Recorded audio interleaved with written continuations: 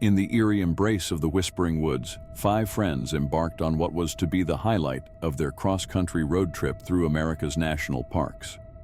Drawn by legends of its haunting beauty and chilling tales, they pitched their tents under the ancient looming trees as night fell, their fire casting long shadows into the dense thicket. As the fire dwindled to glowing embers, a soft murmuring began to stir in the air, like the distant conversation of ghosts. At first they laughed it off, daring each other to step out into the dark. But as the night deepened, so did the whispers, clear yet indecipherable, pulling each friend, one by one, into the forest's heart. James, the skeptic, wandered deep into the woods, his flashlight beam dancing between the gnarled trees. The whispers grew louder, morphing into his mother's voice, filled with disappointment and sorrow, replaying every moment he'd let her down. Paralyzed with guilt, he stumbled, falling to his knees as the trees seemed to lean in, whispering judgments. Sarah, ever the adventurous spirit, followed a laughter that mimicked her younger sister's. The path twisted unexpectedly, leading her through a maze of vines and roots. Her heart raced as hallucinations of her past misadventures played before her, each one ending in disaster or betrayal, showing her a reckless life devoid of meaningful connections. Mark, who hid his insecurities behind humor, heard snippets of his own voice cracking jokes that turned cruel, targeting his fears of inadequacy and failure. The forest echoed with the laughter of an audience that jeered at him instead of applauding, making him shrink under the weight of his own self-doubt. Lily, the group's peacemaker, followed a whisper that sounded like a child's plea for help. Rushing forward to help, she found herself confronted with phantoms of every person she'd ever tried to fix or save, each accusing her of meddling and leaving them worse off. Overwhelmed, she cried out into the void, her voice lost among the ancient trees. Finally, Tom, the leader, chased a commanding whisper that promised power and control, but led him to a mirror-like pond. His reflection revealed not himself, but his father, stern and unapproachable, a symbol of the authoritarian figure he feared becoming. As he reached out, the reflection shattered, the whispers crescendoing into a deafening roar that drove him to his senses. One by one, they returned to camp, shaken and silent, no longer willing to discuss what had occurred. As dawn broke over whispering woods, the friends packed up their gear, the unspoken agreement heavy in the air that some places, some truths, were better left unexplored. Yet, as they drove away, each knew they were leaving something behind in that forest. Old fears, unveiled truths, a piece of themselves they could no longer ignore.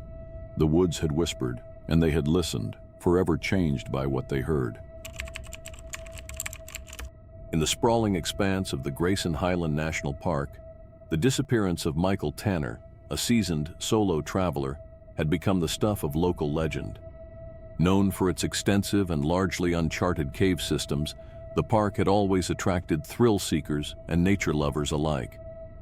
Michael was last seen heading into the shadowy mouth of what locals called the Whisper Caves, his backpack slung over his shoulder, a confident smile playing on his lips. That was 5 years ago, and no trace of him was ever found, until a sunny afternoon when a group of hikers stumbled upon a partially buried camera near the entrance of the caves. Curiosity piqued, and with a sense of eerie anticipation, the group gathered around as one of them, Clara, managed to power up the weathered device. The screen flickered to life, displaying the last footage captured by Michael. The video started innocently enough, showing panoramic views of lush trails and steep descents into the cavernous depths. But as the recordings continued, the atmosphere shifted. Michael's cheerful narration grew tense, and his steady camera work became jerky, as if he was looking over his shoulder. "He's following me. I don't know who he is, but he's always there, just out of sight," Michael's voice whispered, the camera panning across dark, empty passages where the echo of dripping water was punctuated by the soft, scuffling sounds of someone or something moving just beyond the beam of his flashlight. The footage showed him setting up strange markers, pieces of brightly colored fabric tied to stalactites or arrows drawn in the dirt, pointing deeper into the labyrinth. Intrigued and alarmed, the new tourists debated their next move. Driven by a mix of fear and the thrill of the unknown, they decided to follow Michael's markers, each step taking them deeper into the Earth's belly. The cave's cool air was thick with the musty smell of damp stone and the heavy silence of the underground. As they ventured further, the cave began to reveal its secrets. Faint carvings on the walls, not visible unless closely inspected, seemed to tell a story of ancient visitors to these caves, their purposes unknown, but their presence felt. The markers led them to a small chamber, where the air felt unnaturally cold, and the walls were lined with primitive drawings that depicted figures with elongated limbs and large eyes, observing the human intruders. The camera's final clip played on the small screen. Michael, his face pale and eyes wide with terror, speaking in a hushed, urgent tone. "I don't think I'm alone here. Whatever's here, it's not human." The video cut out abruptly, leaving a chilling stillness. The group, now thoroughly spooked but determined, pressed on, drawn by the mystery and perhaps a chance to uncover what happened to Michael. They noticed the cave system began to slope downwards, leading them to a subterranean river. Its dark waters reflected the faint light of their headlamps, and as they scanned the water's edge, they found a backpack. It was Michael's, identified by the travel patches sewn onto it, each representing different corners of the world he'd explored. Inside, they found his journal. The last entry was a frantic scrawl. "It knows I'm trying to leave. It won't let me." With the mystery deepening and the daylight waning, the group made the difficult decision to return to the surface, taking with them the camera and the journal. They reported their findings to the park authorities, leaving the resolution of Michael Tanner's mysterious fate hanging in the balance, a somber reminder of the perils that lurk in the unexplored shadows of the world. Lana and Jack, a couple with a penchant for adventure and mystery, stumbled upon an old, tattered map in a dusty corner of a small-town bookstore near the edge of the vast Redwood National Park. The map, unmarked and intriguingly vague, hinted at a hidden trail leading to an undisclosed part of the park, known only to those brave enough to follow its cryptic clues. Driven by curiosity and the thrill of discovery, they packed their camping gear and set off into the dense, towering redwoods. After hours of hiking through thick underbrush and following the fading landmarks shown on the map, they arrived at a small clearing, surprisingly untouched and perfectly circular. At its center, a campfire burned brightly, its flames lively and inviting despite the absence of anyone tending it.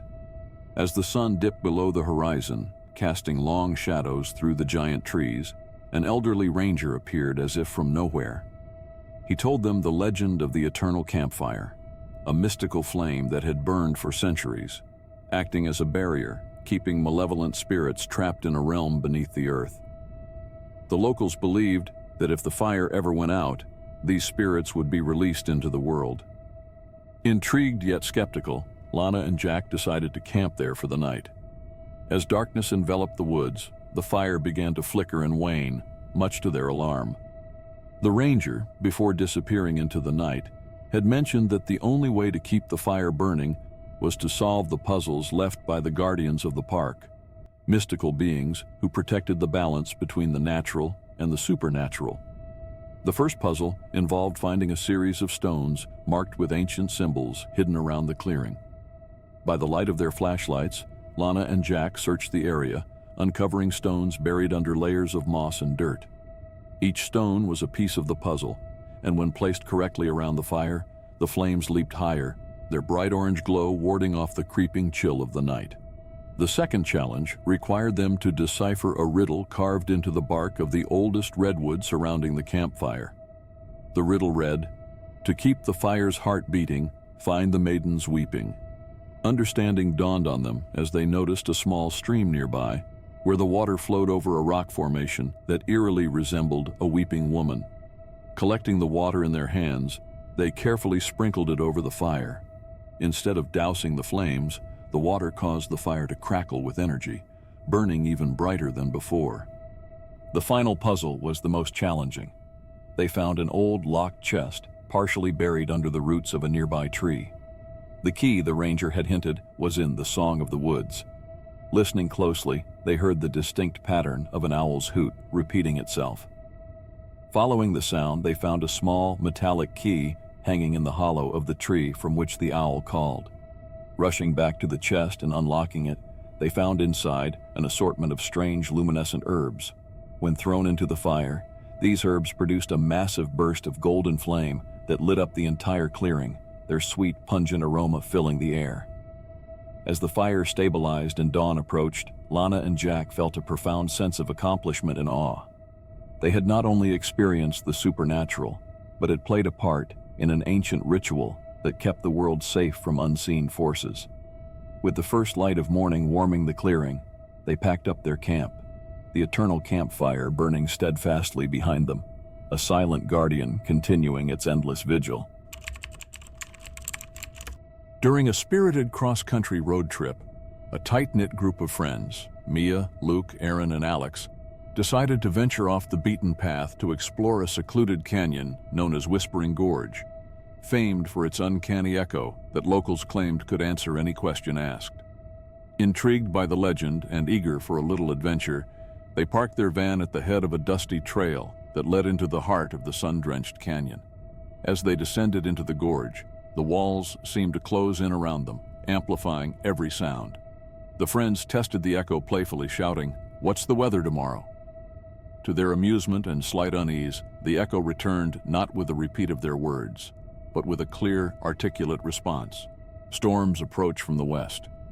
Laughing off the first response as a freak coincidence, they continued deeper into the canyon. Their questions grew gradually more personal. "Who among us is the best at keeping secrets?" Luke called out, his voice echoing into the canyon's depths. The canyon replied with a chilling specificity. "Mia keeps a secret that could break hearts." The mood shifted palpably. Mia's face paled, but she forced a laugh, dismissing it as a weird joke. They pressed on, the game continuing, but with an undertone of tension.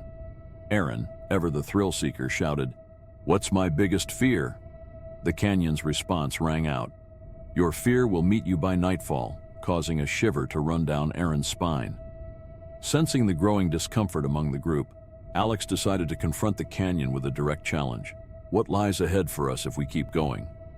The echo that returned was stark and unambiguous. "Leave now or remain forever." The friends exchanged uneasy looks, the thrill of the adventure souring into genuine fear. They stopped in their tracks, the canyon's oppressive silence enveloping them. The fun had turned into a foreboding puzzle, and each one felt the weight of unspoken thoughts and fears crowding the air between them. Realizing the gravity of the canyon's warning and unable to shake the feeling that some things were better left unknown, they decided to turn back, the echoes of the canyon haunting each step as they retraced their route. With each step away from the gorge, the atmosphere lightened, the sense of impending doom lifting gradually. Once safely back at their van, they sat in silence, processing the surreal experience. The drive out was quiet, each friend lost in thought, pondering the truths revealed by the canyon and the disaster they might have averted by heeding its final warning.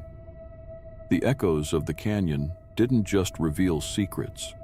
They stirred a realization about the fragile nature of truth and friendship, leaving an indelible mark on their lives.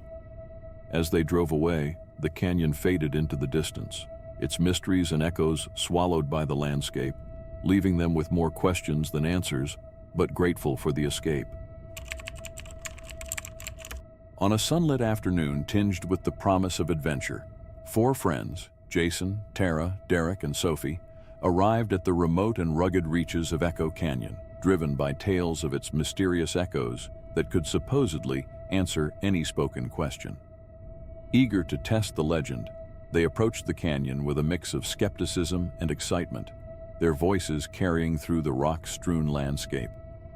The first questions were light-hearted, tossed into the air as they navigated the rough terrain. "Who's going to win the game tonight?" Jason shouted. The canyon's reply was eerily clear. "The underdogs will triumph." The group laughed, amazed by the clarity of the echo, but shrugged it off as coincidence. Emboldened, they delved deeper into their inquiries. Tara, with a mischievous smile, called out, "Who here has the biggest secret?" The response came back with a disturbing specificity. "Derek hides his past from you." Silence fell abruptly, the words hanging heavy in the air. Derek's face hardened, his eyes avoiding the others. The playful atmosphere began to dissolve, replaced by a tense curiosity. Sophie, trying to lighten the mood, asked, "What's my happiest memory?"